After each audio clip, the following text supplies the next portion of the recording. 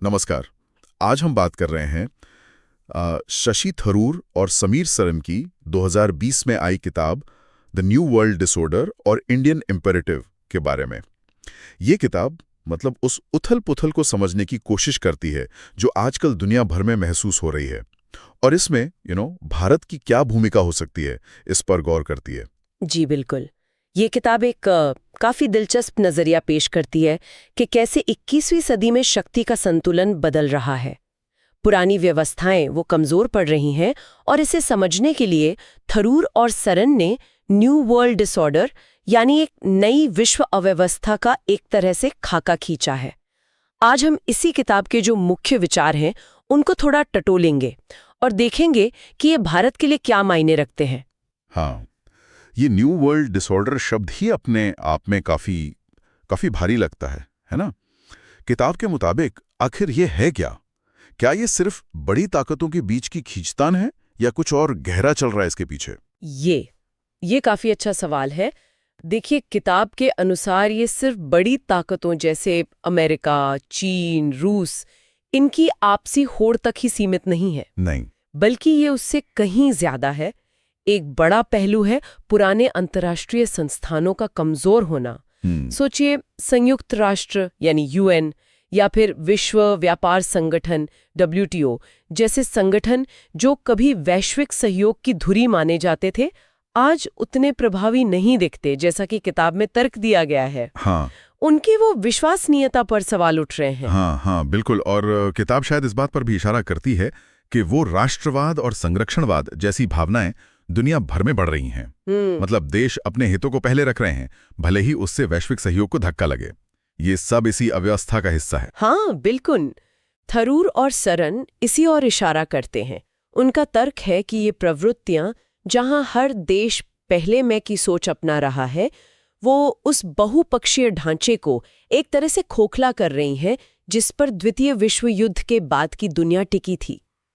किताब इसे सिर्फ राजनीतिक रुझान नहीं मानती, बल्कि इसे वैश्विक चुनौतियों से निपटने में हमारी सामूहिक नाकामी से भी जोड़ती है। अच्छा, जैसे कि वो कोविड-19 महामारी के दौरान हमने देखा था, या फिर जलवायु परिवर्तन का बढ़ता खतरा। हाँ। किताब शायद यही कह रही है कि इन बड़ी समस्याओं के सामने दुनिया एकजुट होकर खड़ी नहीं हो पा रही, और ये भी अव्यवस्था का ही एक लक्षण है। सही है? हाँ, आपने एकदम सही पकड़ा। किताब का मूल तर्क यही है, बिल्कुल यही, कि जो नियम कायदे थे, जो संस्थाएं दशकों से चली आ रही थीं, वे अब 21वीं सदी की जो जटिल आपस में जुड़ी हुई समस्याएं हैं, उनका हल निकालने में उतनी कारगर साबित नहीं हो रही हैं। और जब पुरानी व्यवस्था चरमराने लगती है, तो जाहिर है एक तरह की अस्थिरता और अनिश्चितता पैदा होती है। इसी माहौल को थरूर और सरन न्यू वर्ल्ड डिसऑर्डर कहते हैं। एक ऐसी दुनिया जो ज्यादा बिखरी हुई है, जहां कुछ भी तय नहीं लगता। ये सिर्फ एक अस्थायी उथल-पुथल नहीं, बल्कि व्यवस्था में एक बुनियादी बदलाव की तरह देखा गया है किताब में। ये तो वाकई सोचने वाली बात है। अगर दुनिया इतनी बिखरी हुई और अनिश्चित है, जैसा किताब बता रही है, तो फिर इसमें भारत कहाँ खड़ा है? थरूर और सरन भारत की भूमिका को इतना अहम क्यों मानते हैं इस पूरी कहानी में? किताब इसके कई कारण गिनाती हैं।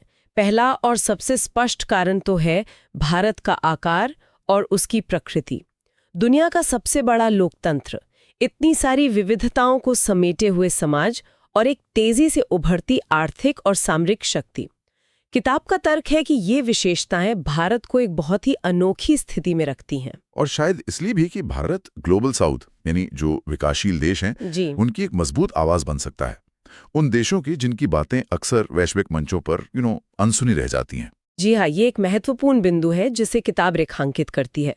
भारत को सिर्फ अपनी शक्ति के लिए नहीं, बल्कि अपने मूल्यों और अपने दृष्टिकोण के लिए भी अहम माना गया है। किताब भारत के नजरिए को समावेशी, बहुपक्षीयता का समर्थक और विकास पर केंद्रित बताती है। ये एक ऐसा मॉडल है जिसे दुनिया के सामने रखा जा सकता है, खासकर तब जब दूसरे मॉडल पर सवाल उठ रहे हों। अच्छा, यहीं पर शायद वो चीन बनाम भारत वाली बहस आती है जिसका जिक्र किताब में है। ये तुलना काफी दिलचस्प लगती है। किताब इन दोनों के मॉडल में क्या बुनियादी फर्क देखती है? किताब इस तुलना पर काफी ध्यान देती है। वो चीन के मॉडल को ज्यादा अधिकारवादी, राज्य केंद्रित और कभी कभी विस्तारवादी प्रवृत्तियों वाला बताती है। इसके विपरीत भारत के मॉडल को ज्यादा खुला, लोकतांत्रिक, सहिष्णु और नियमों पर आधारित व्यवस्था का पक्षधर दिखाया गया है। थरूर और सरन का तर्क है कि इस अव्यवस्थित दुनिया को चीन जैसे मॉडल के बजाय भारत जैसे एक जिम्मेदार शक्ति यानी रिस्पॉन्सिबल पावर के उभरने की ज्यादा जरूरत है, जो वैश्विक स्थिरता में योगदान दे सके। मतलब किताब ये कह रही है कि भारत सिर्फ एक उभरती ताकत नहीं बल्कि एक अलग तरह की ताकत बनने की क्षमता रखता है, जिसका तरीका शायद दुनिया के लिए ज्यादा स्वीकार्य हो सकता है। बिल्कुल, किताब का इशारा इसी तरफ है कि भारत का जो लोकतांत्रिक ढांचा है, उसकी विविधता और उसका समावेशी दर्शन उसे एक ऐसा नेतृत्व प्रदान करने की क्षमता देते हैं जो सिर्फ शक्ति प्रदर्शन पर आधारित न हो। ये सिर्फ आर्थिक या सैन्य ताकत की बात नहीं है, बल्कि विचारों और मूल्यों की ताकत की भी बात है। अच्छा, तो ये तो हुई पृष्ठभूमि और भारत की संभावित भूमिका की बात। अब आते हैं किताब के दूसरे हिस्से पर, इंडियन इम्पेरेटिव। ये शब्द अपने आप में जोर देता है कि कुछ करना अनिवार्य है, जरूरी है। तो किताब के मुताबिक भारत को इस अव्यवस्थित दुनिया में असल में क्या करना चाहिए, कौन से कदम उठाने जरूरी हैं? हाँ, ये किताब का शायद सबसे महत्वपूर्ण हिस्सा है, जहां वो ठोस सुझावों की ओर बढ़ती है। इम्पेरेटिव यानी अनिवार्यता का मतलब ही यही है कि सिर्फ अच्छे विचार नहीं, बल्कि भारत के लिए रणनीतिक और नैतिक जरूरतें हैं। किताब का तर्क है कि भारत अब किनारे बैठकर दुनिया को बदलते हुए नहीं देख सकता, उसे सक्रिय भूमिका निभानी होगी। किस तरह की सक्रिय भूमिका? क्या किताब कुछ उदाहरण देती है? गठबंधनों को बनाने और उनका नेतृत्व करने में आगे आना चाहिए। मिसाल के तौर पर वो अंतर्राष्ट्रीय सौर गठबंधन ISA, उसका जिक्र है, जो भारत की पहल पर बना और जलवायु परिवर्तन से लड़ने की दिशा में एक बड़ा कदम है। इसी तरह आपदा प्रतिरोधी बुनियादी ढांचे के लिए गठबंधन CDRI, उसका भी उल्लेख है, जो प्राकृतिक आपदाओं से निपटने में वैश्विक सहयोग को बढ़ावा देता है। किताब कहती है कि ऐसी पहलें दिखाती हैं कि भारत कैसे रचनात्मक नेतृत्व दे सकता है। तो मतलब सिर्फ पुराने संस्थानों में अपनी जगह बनाने की कोशिश नहीं, बल्कि जरूरत पड़ने पर नए मंच खड़े करना भी इम्पेरेटिव का हिस्सा है। और क्या वैश्विक संस्थानों में सुधार की मांग भी इसमें शामिल है, जैसे वो संयुक्त राष्ट्र सुरक्षा परिषद UNSC में स्थायी सदस्यता? बिल्कुल, किताब UNSC जैसे पुराने संस्थानों में सुधार की पुरजोर वकालत करती है ताकि वे आज की हकीकत को दर्शा सके। लेकिन साथ ही वो नए जमाने के तरीकों पर भी जोर देती है, जैसे डिजिटल डिप्लोमेसी का इस्तेमाल करना, तकनीकी सहयोग को बढ़ावा देना। याद कीजिए, कोविड के समय वैक्सीन मैत्री जैसी पहलें हुई। किताब इस तरह की रणनीतियों को भी इंडियन इम्पेरेटिव का हिस्सा मानती है, मतलब अपनी क्षमताओं का इस्तेमाल वैश्विक भलाई के लिए करना। और वो मूल्य आधारित नेतृत्व वाली बात, वैल्यू बेस्ड लीडरशिप। किताब ने वसुधैव कुटुंबकम यानी पूरी दुनिया एक परिवार है, इसका भी जिक्र किया था। क्या इसका मतलब है कि भारत को अपनी विदेश नीति में इन मूल्यों को और प्रमुखता से दिखाना चाहिए? हाँ, किताब का यही सुझाव है। ये सिर्फ एक दार्शनिक विचार नहीं, बल्कि एक व्यावहारिक विदेश नीति का आधार बन सकता है।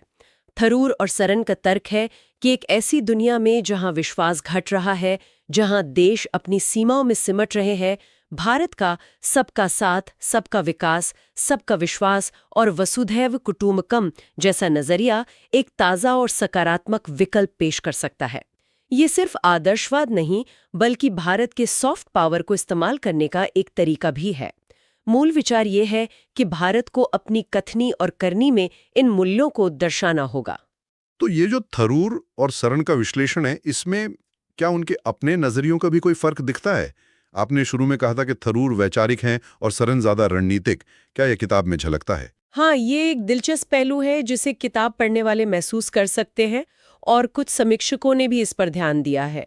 ऐसा कहा जा सकता है कि किताब के कुछ हिस्से, खासकर जो वैश्विक व्यवस्था के सैद्धांतिक पहलुओं और भारत के नैतिक पक्ष पर जोर देते हैं, उनमें थरूर की वैचारिक छाप दिखती है।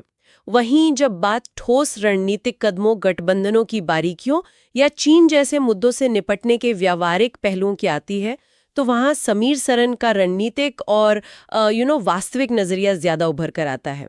लेकिन ये दोनों दृष्टियां मिलकर ही किताब को उसकी गहराई देती हैं। एक तरफ बड़ा सपना है, दूसरी तरफ उसे हासिल करने का रास्ता। ये समझना जरूरी है। तो कुल मिलाकर किताब एक तरह से भारत के लिए एक रोड मैप पेश कर रही है कि इस मुश्किल दौर में कैसे न सिर्फ अपने हितों की रक्षा करे, बल्कि दुनिया को एक बेहतर दिशा देने में भी अपनी भूमिका निभाए। ये एक बड़ी जिम्मेदारी का आह्वान है। निश्चित रूप से ये किताब भारत को एक दर्शक नहीं बल्कि एक सक्रिय खिलाड़ी बनने के लिए प्रेरित करती है। ये कहती है कि भारत की अनूठी ताकतें, उसका लोकतंत्र, उसकी विविधता, उसका प्राचीन दर्शन और उसकी उभरती क्षमताएं उसे इस अव्यवस्थित दुनिया में एक सकारात्मक शक्ति बनने का अवसर और जिम्मेदारी दोनों देती हैं। ये आसान रास्ता नहीं है, लेकिन किताब के अनुसार ये भारत के लिए अनिवार्य है। तो संक्षेप में देखें तो आज हमने शशि थरूर और समीर सरन की किताब द न्यू वर्ल्ड डिसऑर्डर और इंडियन इम्पेरेटिव के जरिए समझा कि दुनिया एक ऐसे दौर से गुजर रही है जहां पुरानी वैश्विक व्यवस्था और संस्थाएं कमजोर पड़ रही हैं और राष्ट्रवाद जैसी ताकतें बढ़ रही हैं। इस माहौल में किताब भारत को एक अहम खिलाड़ी के तौर पर देखती है और उसे अपने लोकतांत्रिक मूल्यों, समावेशी नजरिए और वसुधैव कुटुंबकम जैसे दर्शन के आधार पर एक सक्रिय मूल्य आधारित नेतृत्व की भूमिका निभाने का सुझाव देती है। ये भी देखा कि कैसे थरूर का वैचारिक दृष्टिकोण और सरन की रणनीतिक शैली मिलकर इस किताब की दलील को मजबूत करते हैं। और इस पूरी चर्चा से एक मुख्य विचार जो उभरता है वो ये है कि इस बिखरी हुई अनिश्चित दुनिया में चुपचाप किनारे खड़े रहना या सिर्फ प्रतिक्रिया देना काफी नहीं है। किताब का सार यही है कि भारत जैसी शक्तियों के लिए सक्रिय भागीदारी, मूल्यों पर आधारित पहल और वैश्विक मंच पर अपनी एक सकारात्मक पहचान बनाना पहले से कहीं ज्यादा जरूरी हो गया है। निष्क्रियता अब कोई विकल्प नहीं है। और अब श्रोताओं के लिए एक विचार छोड़ जाते हैं। किताब वैश्विक मंच पर भारत की एक अनिवार्य भूमिका की बात करती है, लेकिन सोचिए, इस बड़ी वैश्विक भूमिका को निभाने में भारत को सबसे बड़ी आंतरिक चुनौती का सामना क्या करना पड़ सकता है? कौन सी घरेलू बाधाएं इस इंडियन इम्पेरेटिव को हकीकत बनने से रोक सकती हैं? इस पर विचार कीजिएगा।